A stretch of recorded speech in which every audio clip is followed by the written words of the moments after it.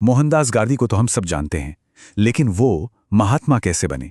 इसकी कहानी शुरू होती है दक्षिण अफ्रीका से। आज हम उसी दौर की बात करेंगे जिसने एक वकील को महात्मा बना दिया। सोचिए, उस दौर में दक्षिण अफ्रीका में ऐसी तख्तियां आम थीं। कुत्तों और भारतीयों को आने की अनुमति नहीं है। ये सिर्फ शब्द नहीं थे, ये रोज का अपमान था।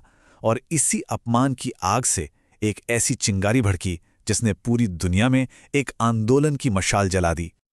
सवाल यह है कि अपमान का एक पल किसी को एक ग्लोबल आइकन कैसे बना सकता है? आखिर हुआ क्या था? चलिए इस पूरी कहानी को समझते हैं, जिसकी शुरुआत होती है एक ट्रेन के सफर से। तो बात शुरू होती है पीटरमार्ट्सबर्ग स्टेशन से, एक ऐसे पल से जो जाहिर तौर पर अपमान से भरा था। लेकिन ये वो अपमान था जिसे गांधी ने चुपचाप सहने से मना कर दिया, और बस यहीं से इतिहास ने एक नया मोड़ ले लिया। सोचिए जरा, किसी के पास फर्स्ट क्लास का टिकट हो और फिर भी उसे ट्रेन से सिर्फ इसलिए धक्के मारकर उतार दिया जाए क्योंकि वो एक भारतीय है। ये सिर्फ एक अन्याय नहीं था, ये एक सीधी चुनौती थी। और यही वो मोमेंट था, वो चिंगारी जिसने आगे की पूरी लड़ाई को जन्म दिया। लेकिन गांधी ने इसे ऐसे ही जाने नहीं दिया। उन्होंने कानून को ही अपना हथियार बना लिया। सीधा इंग्लैंड में रेलवे कंपनी पर मुकदमा कर दिया। और जानते हैं क्या हुआ? उनकी जीत ने सबको हैरान कर दिया। सिर्फ रेलवे कंपनी को ही नहीं, बल्कि ब्रिटिश सरकार तक को माफी मांगनी पड़ी। ये एक बहुत बड़ा संदेश था कि अन्याय को चुनौती दी जा सकती है और जीता भी जा सकता है। तो ये व्यक्तिगत लड़ाई तो जीत ली गई, पर यह सिर्फ शुरुआत थी। असल सवाल ये था कि इस एक जीत को पूरे भारतीय समुदाय के लिए एक बड़े आंदोलन में कैसे बदला जाए। यहीं से गांधी एक वकील से एक नेता बनने की राह पर निकल पड़े। तो गांधी ने सबसे पहले क्या किया? उन्होंने नेटाल कांग्रेस की स्थापना की। अब ये सिर्फ कोई छोटा मोटा ग्रुप नहीं था, बल्कि ये एक मजबूत पॉलिटिकल प्लेटफॉर्म था। इसका मकसद था भेदभाव करने वाले कानूनों के खिलाफ सभी भारतीयों को एक आवाज देना। पहली बार पूरा समुदाय एक साथ एक संगठित आवाज में बोल रहा था। और यहीं पर उनकी रणनीति की खूबसूरती दिखती है। देखिए, एक तरफ तो नेटाल कांग्रेस के जरिए राजनीतिक लड़ाई चल रही थी, और दूसरी तरफ उन्होंने फीनिक्स फार्म बनाया। ये एक अलग ही दुनिया थी, जहां सादगी, मेहनत और बराबरी की जिंदगी जी जाती थी। मतलब एक तरफ सिस्टम को बाहर से चुनौती दी जा रही थी, और दूसरी तरफ अंदर से एक नया बेहतर विकल्प तैयार किया जा रहा था।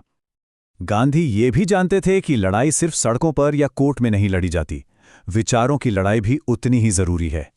इसीलिए उन्होंने इंडियन ओपिनियन नाम का एक अखबार शुरू किया।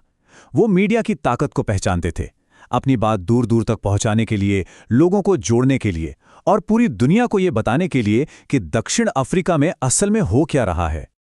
तो अब संगठन तैयार थे, अखबार चल रहा था, और गांधी अपनी सबसे बड़ी चुनौती का सामना करने के लिए तैयार थे। ये चुनौती एक नए कानून के रूप में आई। एक ऐसा कानून जो हर भारतीय के सम्मान और उसकी गरिमा पर सीधा हमला था। इस कानून का नाम था द एशियाटिक रजिस्ट्रेशन एक्ट। इसके तहत हर भारतीय और चीनी नागरिक को रजिस्टर करवाना, अपनी उंगलियों के निशान देना और हर वक्त एक आइडेंटिटी कार्ड लेकर चलना जरूरी था। गांधी फौरन समझ गए कि इसका असली मकसद क्या है। ये लोगों से उनकी पहचान छीनकर उन्हें एक अपराधी की तरह महसूस कराने की कोशिश थी। गांधी ने इस कानून को एक नाम दिया, ब्लैक एक्ट, यानी काला कानून। और ये सिर्फ एक नाम नहीं था, ये अपने आप में एक बहुत बड़ी रणनीति थी। इस एक नाम ने पूरी लड़ाई को बदल दिया।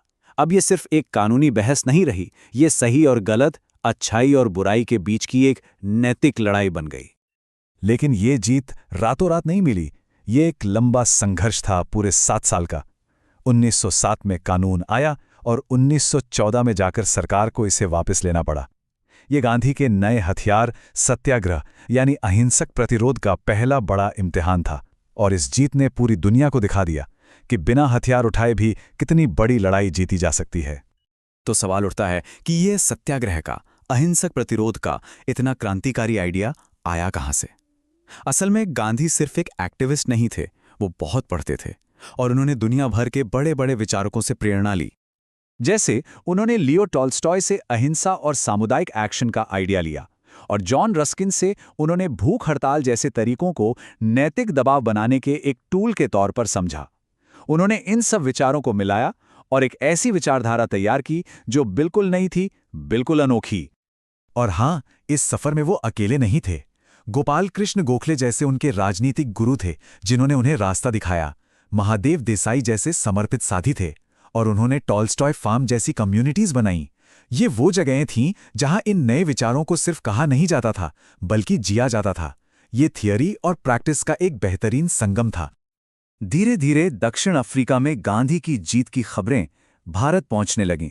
यहां आज़ादी की लड़ाई चल रही थी और लोगों को एक नए तरह के लीडर की झलक मिल रही थी। एक ऐसा लीडर जो बिना हथियार के लड़ता था। पूरा देश अब इंतजार कर रहा था। और फिर वो दिन आया। साल 1915 में पूरे 21 साल दक्षिण अफ्रीका में बिताने के बाद मोहनदास गांधी आखिरकार भारत लौट आए। सोचिए, दक्षिण अफ्रीका जो गया था वो एक वकील था, लेकिन जो भारत लौटा वो एक महात्मा था। अब वो दुनिया की सबसे बड़ी सल्तनत ब्रिटिश साम्राज्य का सामना करने के लिए तैयार थे। अब वो भारत की आज़ादी की लड़ाई का नेतृत्व करने के लिए तैयार थे। आगे जो हुआ उसने हमेशा के लिए इतिहास बदल दिया।